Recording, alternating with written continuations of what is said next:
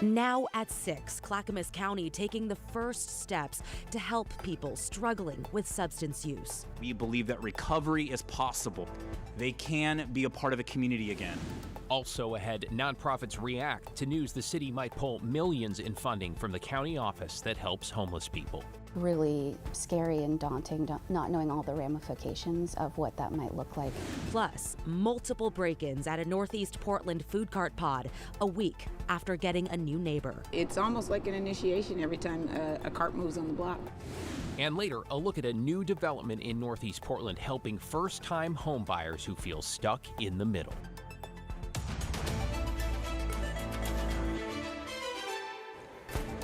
Good evening, everyone. We want to get right to breaking news and a shooting near a school in southwest Portland where authorities say one person was shot and another is now in custody. Alma McCarty is live along Southwest Capitol Highway with the very latest. Alma.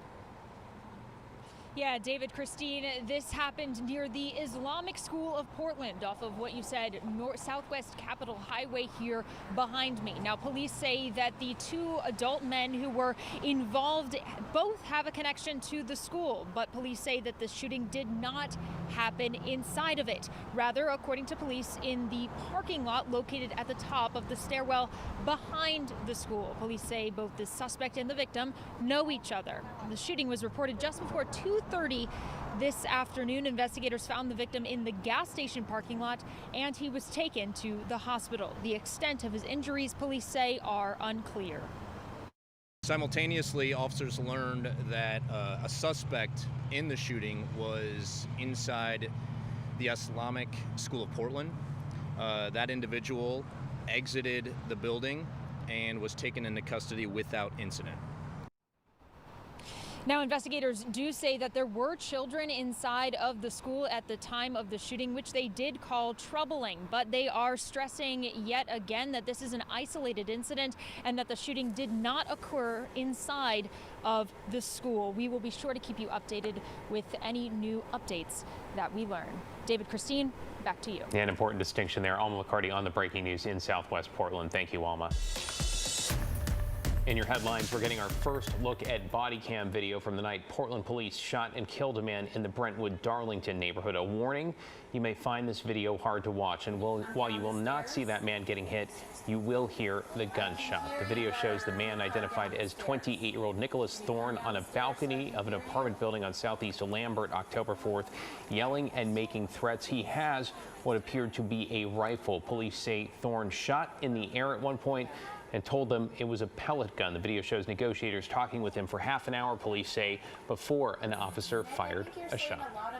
I really want to hear what you're saying, and I don't want your neighbors to hear all of your business. I just want to give you privacy. It is not clear what Thorne did just before that shot was fired. He died at the scene. The officer involved is now on administrative leave. Tualatin High School saw police on campus earlier today after students got into a fight. It happened sometime around 3 this afternoon in the school's library. The district says students were told to stay inside classrooms while staff and police responded. Tualatin police say one student had minor injuries and 3 were detained. Food cart owners in Northeast Portland are trying to recover after someone broke into 3 carts Monday at the Rose City Food Cart Park and Northeast 52nd. And Sandy, the owner of Ocean Sushi, said he'd only been there about a week. And other food cart owners told us they have come to expect a break-in every time a new cart moves in. It's almost like an initiation every time a cart moves on the block. I can't tell you how many times I've been broken into, or my propane tank's been stolen, or my power cord's been cut and stolen. I mean, it's been going on for the past 3 years for me, constantly.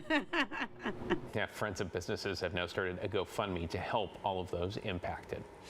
Also, today, Portland police released the results of a weekend effort to recover stolen cars. They found nearly a dozen. It started Saturday in Northeast Portland and moved south to near Clackamas County.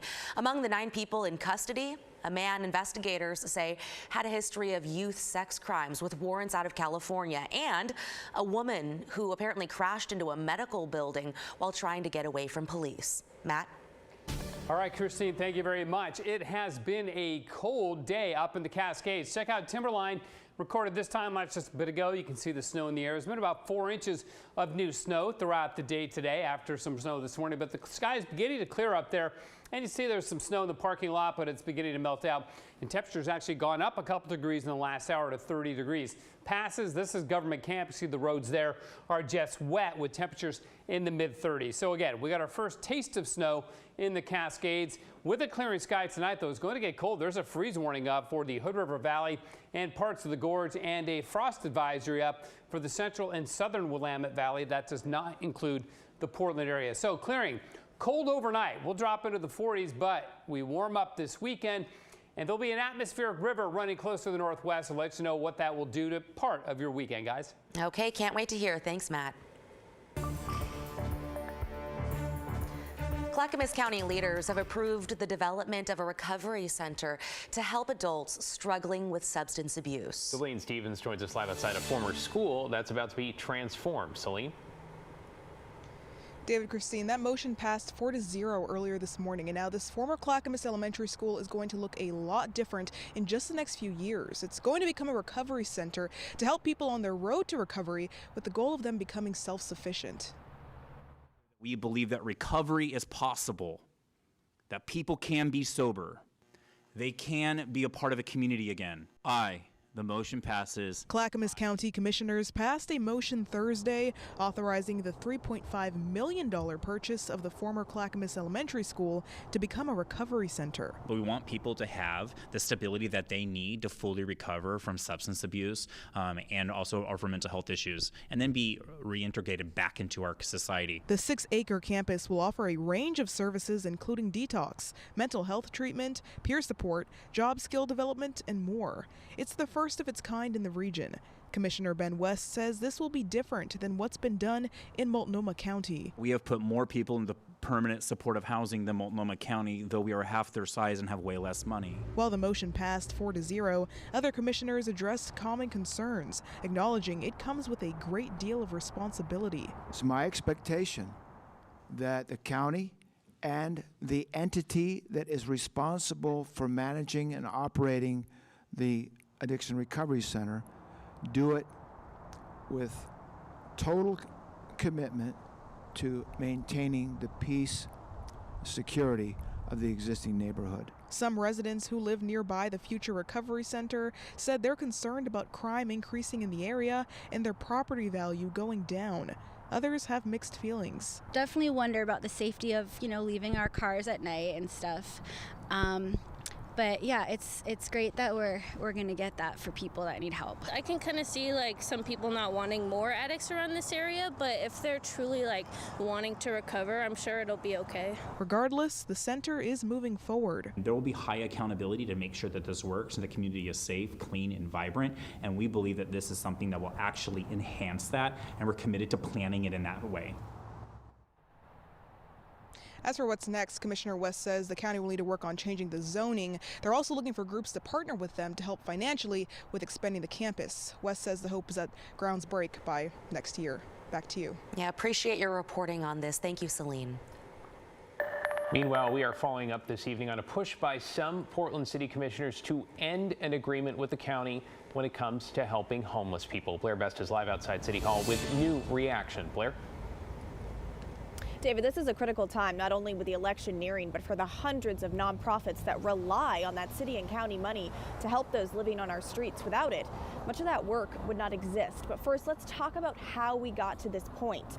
The city of Portland sends $30 million to the county each year to help fund about 10% of the Joint Office of Homeless Services. That's a county-led group that oversees money meant to address the crisis on our streets.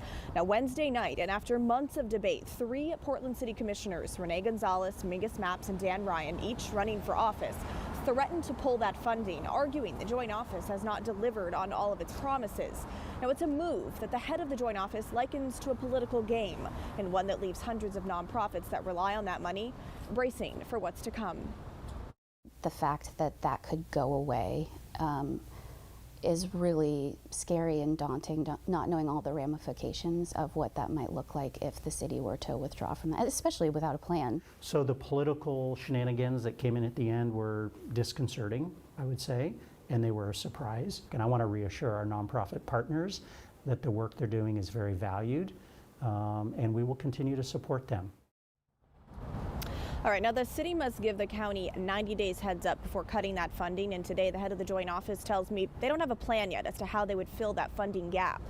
The Mayor Ted Wheeler, also weighing in, calling this short-sighted, and the county chair says this is the opposite of responsible leadership. Back to you. Yeah, this could all change, of course, as well once the new mayor and council are elected. Thank you, Blair. Straight ahead on KGW News at 6, the new development that aims to be an affordable answer for families that feel stuck in the middle.